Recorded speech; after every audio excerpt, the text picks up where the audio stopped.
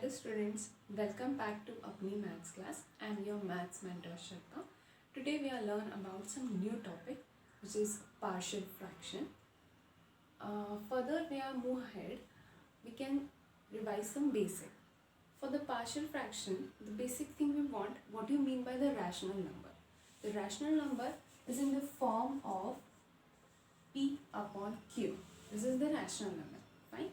Instead of P upon Q, I am writing Px upon Qx. That means the x denote that the P having some polynomial in terms of x and Q having some polynomial in terms of x. That means polynomial upon the polynomial form. This form is called as rational fraction. Now, what is connection of the rational fraction and the partial fraction? If we have some rational fraction, then suppose these are the examples of the rational fraction. See, polynomial upon polynomial, polynomial upon polynomial, right? So all are the examples of the rational fraction. Now, if we can write this type of, suppose this type of rational example, I'm taking this example. This type of example we can write in a more simpler way, right? So that process or that simpler way is called as partial fraction, है ना? जैसे अभी here तो ये तो दो factors दिए हुए हैं x+1 and x+2. Here they have given the quadratic polynomial x² + 2x - a. हम इसको further भी इसको factor कर सकते हैं ना. हम अगर इसके factor करेंगे तो we get x+4 and x - 2.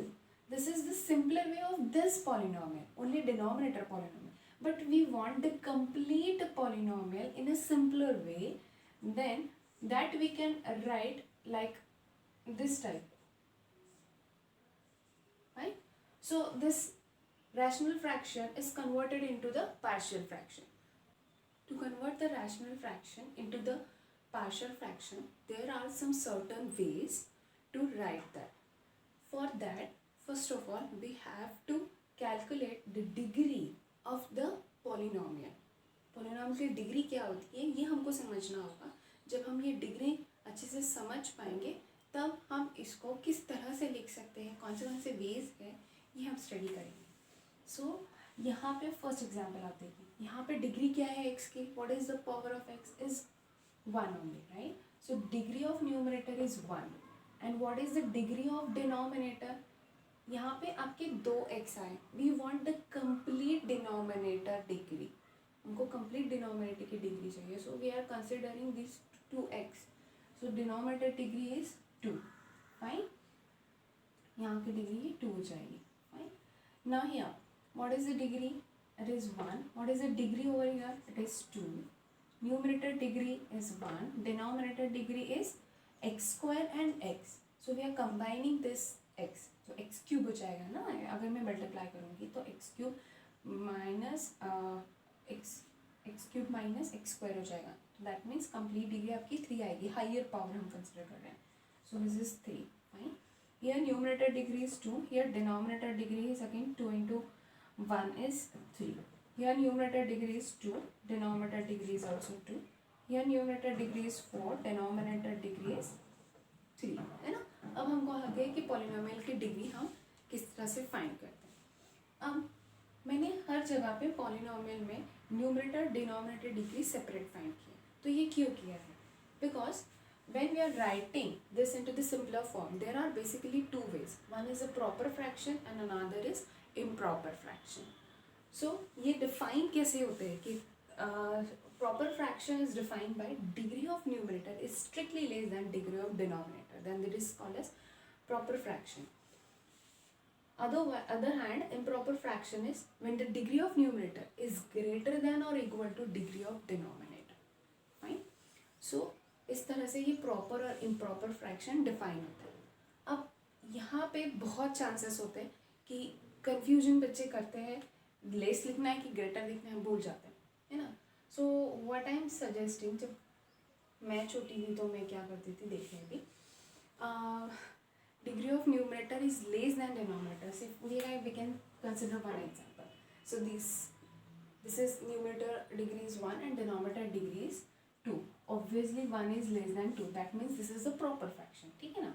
तो अब ये कैसे याद रखना है, डिनोमिनेटर में 2 है, न्यूमरेटर में 1, फाइन।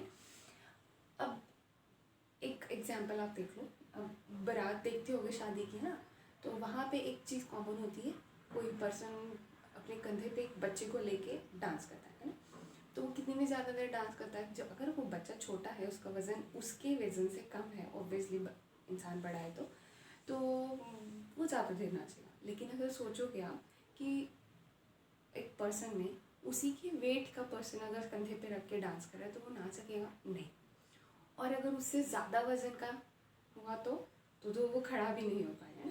तो न्यूमरेटर और डिनोमिनेटर में यही है कि न्यूमरेटर की डिग्री छोटी है तो दैट इज़ प्रॉपर वे से वो नाच सकता है, क्योंकि उसके कंधे पे थोड़ा कम वज़न है। उसके इतना या उसके ज़्यादा वज़न रहा तो वो नहीं नाच सकेगा, that means improper. So here also see, degree of numerator is 1, degree of denominator is 2. Obviously this is less than, so this is again example of proper, this is example of proper, this is example of proper, fine. Now here degree is 1, numerator degree, denominator degree is 3, obviously it is less than, fine. So again this is example of proper. Here degree of numerator is 2, degree of denominator is 3. So numerator degree is less than degree of denominator, that means this is example of again proper. Here numerator degree is 2 and denominator degree is 2. This is equal, this is not less. हमको क्या चाहिए, बारात में proper तरीके से dance करने के लिए हमारे कंधे के ऊपर हमसे कम वजन का इंसान चाहिए, हमारे बराबर का भी है तो हम थोड़ी देर डांस कर सकेंगे ना, ज़्यादा नहीं। So that means this is not a proper way, that means this is improper, fine.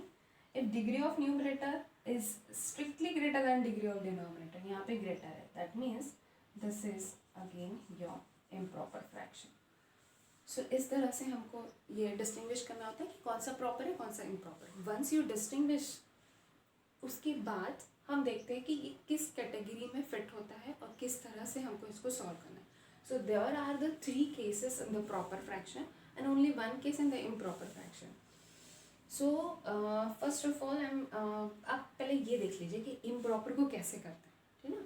देखो अगर degree of numerator is greater than equal two degree of denominator अगर होगा तो ये इम्प्रॉपर फ्रैक्शन हो गया है ना। इम्प्रॉपर फ्रैक्शन कभी भी अगर आता है तो हमको पहले तो उसको प्रॉपर में कन्वर्ट करना पड़ता है, और उसके बाद प्रॉपर में जितने भी केसेस होंगे उस हिसाब से हमको वो सॉल्व करना पड़ेगा। तो हम ये कैसे सॉल्व करते हैं, तो we are doing actual division method. ये मेथड आपने स्कूल्स में करी होगी। तो इस डिवीजन मेथड से हम प्रॉपर को इस तरह से लिखेंगे, quotient plus remainder upon divisor. तो रिमाइंडर अपॉन डिवाइजर ये जो आपका कन्वर्ट हो जाता है, ये कन्वर्जन होता है प्रॉपर फ्रैक्शन का।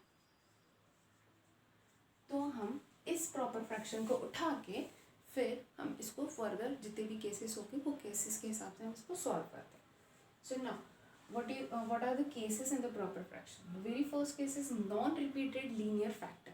देखिए यहाँ पे आपको लीनियर फैक्टर चाहिए, कुछ भी हो जाए यहाँ पे लीनियर फैक्टर चाहिए ना। लीनियर फैक्टर मतलब क्या, कि जहाँ पे x की पावर 1 है that is called linear. x की पावर अगर 2 होते हैं जैसे यहाँ पे, सो दैट इज क्वाड्रेटिक।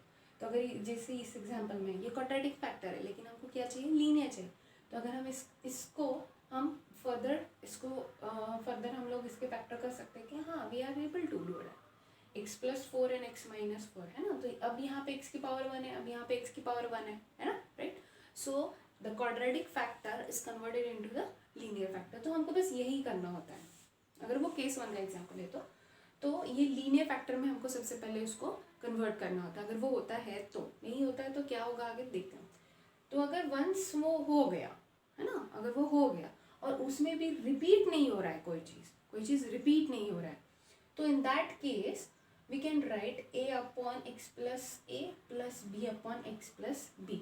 मतलब यहाँ पे एक फैक्टर के ऊपर हम a लिखेंगे, सेकेंड फैक्टर के ऊपर हम b लिखेंगे, और अगर थर्ड फैक्टर रहा तो हम वही c upon the third factor, ठीक है। So this is your case 1।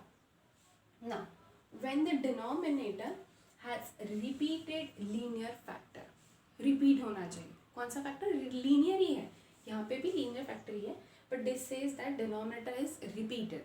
मतलब कोई अगर एक फैक्टर है वो बार बार रिपीट हो रहा है, सो इन दैट केस हम क्या करेंगे, यहाँ पे देखिए x plus one and x plus B to the power n, ये एक्स प्लस वन एक्स की पावर वन है, यहाँ पे भी एक्स की पावर वन है, means both are the linear, but इस फैक्टर की पावर वन है, फाइन। सो मतलब ये रिपीट अलग भी है, ये यहीं पे रिपीट नहीं हो रहा है, so this is not repeated. So मैं क्या करूँगी, A upon x plus A पहले लिख दूंगी।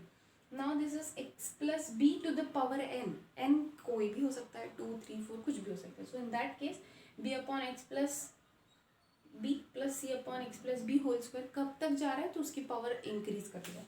एक कांस्टेंट नंबर लेना है, एक कांस्टेंट नंबर लेना है, उसके नीचे इस ब्रैकेट की 1 पावर लिखनी है पहले, फिर दूसरा कांस्टेंट नंबर लेना है, उसके नीचे उस ब्रैकेट की 2nd पावर लिखनी है, फिर तीसरा लेना है डी अपॉन उस ब्रैकेट की क्यूब लेना है। वो कितना जा रहा है, इसकी हाईएस्ट पावर क्या है उस पर डिपेंड है। अगर यहाँ पे 2 है तो आप यहीं तक लिख के आप खत्म करोगे, इसके आगे आप जाओगे नहीं, ठीक है।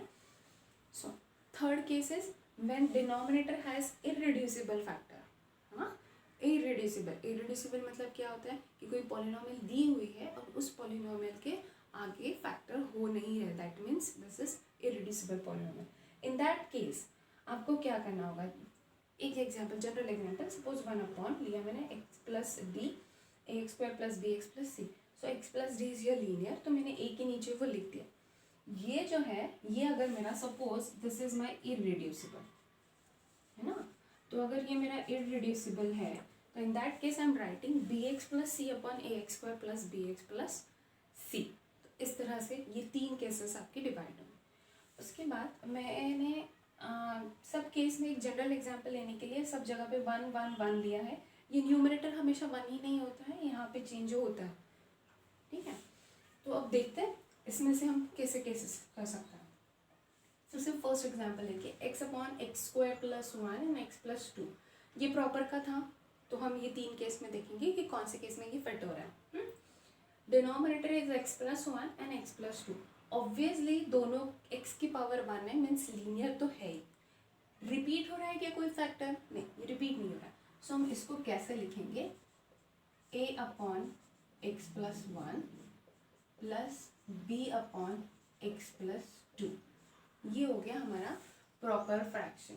रैशनल फ्रैक्शन को हमने ये प्रॉपर फ्रैक्शन में कन्वर्ट कर लिया। लेकिन ये इतना ही काम नहीं है हमारा, हमें और एग्जाम्पल आगे सॉल्व करना होता है। We want to find the value of a and b, वो कैसे फाइंड करना है वो हम अपने नेक्स्ट लेक्चर में देखेंगे। तो ये तो पहले इस तरह से लिखना है, ये आप समझ लीजिए। सेकेंड, जैसे मैंने बताया, ज़रूरी नहीं है कि वो आपको हमेशा फैक्टर करके ही देंगे, कभी वो आपको इस तरह से पॉलिनोमियल भी दे सकते हैं। तो ये आपका काम है कि आप चेक करो this polynomial can be factorize और नॉट, दिस इज रिड्यूसिबल और नॉट। सो मैंने जब इसको किया x square plus 2x minus, तो ये रिड्यूस हो रहे थे, तो मैंने इसको 2 फैक्टर में लिखा, जैसे ये लिखा 2 प्लस 3। सो सी यहाँ पे मुझे लिखना था a प्लस बी, और फिर जब मैं आगे सॉल्व करती हूँ एग्जाम्पल, तो फिर ये इसके वैल्यू 2 और 3 आ जाती है। वो कैसे आती है हम नेक्स्ट लेक्चर में पढ़ेंगे, ठीक है ना। See here 2x plus 3 upon x square into x minus 1, degree of numerator is 1, degree of denominator ये प्रॉपर है, ठीक है। कभी भी एग्जाम्पल स्टार्ट करने से पहले please check that this is proper और इम्प्रॉपर।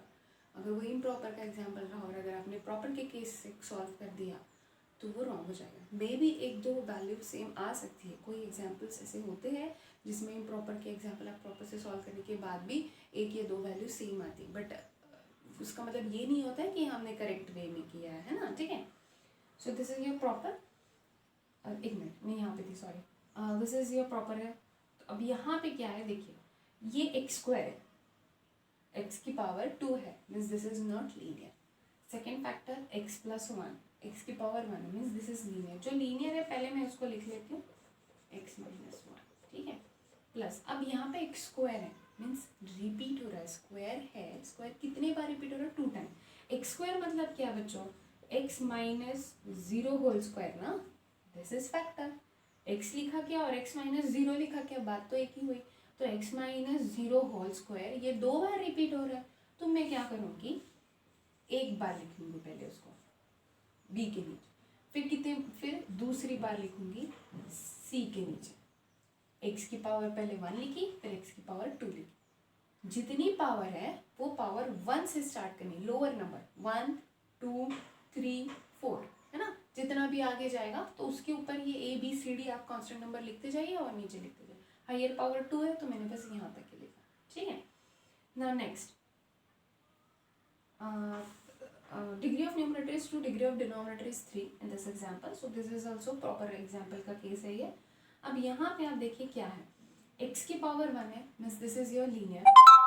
सो लीनियर है तो मुझे जैसे दिखाई देता है लीनियर, मैं सबसे पहले लीनियर लिख देती हूँ, है ना। ज़रूरी नहीं है आप ये बाद में ये पहले ऐसे भी लिख सकते हैं, कोई प्रॉब्लम नहीं है, बट सॉल्व करने का तरीका होता है वैसे। x² + 1 इसके फैक्टर हो रहे हैं क्या, इसके फैक्टर हो रहे हैं क्या, no, this is irreducible and if this is irreducible तो ये आपका कौन सा केस हो जाएगा, केस नंबर 3, है ना। सो यहाँ पे आप क्या करोगे, यहाँ पे आप लिखोगे bx + c / x² + 1, ठीक है। अब आते हैं नेक्स्ट क्वेश्चन के पास। यहाँ पे आपका दिया हुआ है पॉलिनोमियल की डिग्री 2 है न्यूमरेटर में, डिनोमिनेटर में पॉलिनोमियल की डिग्री 2 है, दैट मीन्स दोनों सेम है। सो ये आपका इम्प्रॉपर का एग्जाम्पल है। सो इम्प्रॉपर को आपको एक्चुअल डिवीजन में सॉल्व करना है। उसके बाद यहाँ पे भी आप देखिए, यहाँ पे क्या होता है, पॉलिनोमियल न्यूमरेटर की 4 है, डिनोमिनेटर की 3 है, तो इसको भी हम इम्प्रॉपर के एग्जाम्पल से, इम्प्रॉपर के वे से सॉल्व करेंगे। तो इम्प्रॉपर हमको पहले एक्चुअल डिवीजन मेथड से सॉल्व करना होगा। ये एक्चुअल डिवीजन मेथड हम कैसे करेंगे वो तो हम जब इम्प्रॉपर की केस के एग्जाम्पल सॉल्व करेंगे तभी हम सीखेंगे। तो आज के लिए बस इतना ही। अगर आपको वीडियो पसंद आई है तो प्लीज़ आपके फ्रेंड्स के साथ शेयर कीजिएगा और कमेंट बॉक्स में मुझे बताइएगा कि नेक्स्ट वीडियो आपको कौन सा टॉपिक चाहिए। बाय।